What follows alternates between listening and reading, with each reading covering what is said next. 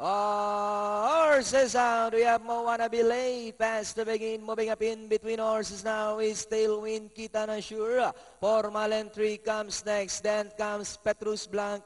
Lara Downs and Phil's Game is the early trailer. We have Tailwind, the leader. Bayonalang Karehapa. Formal entry now moving up to take second. Moana Belay is racing in third. Kita na Sure is racing in fourth. Then followed by Petrus Blanc, Lara Downs second Laza. And Phil's Game still racing in Laza. Meanwhile, we have Tailwind by about 3 lengths. Formal entry still in second. Moana Belay in third.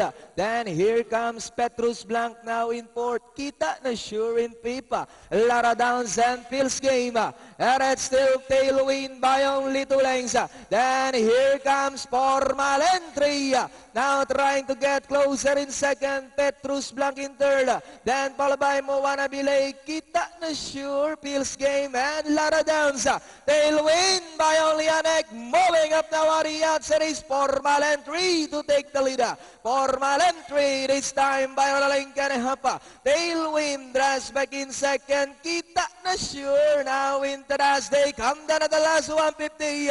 Formal entry now by about 3 lengths. Tailwind, Kita na Sure, Petrus Blanc, last 75 meters.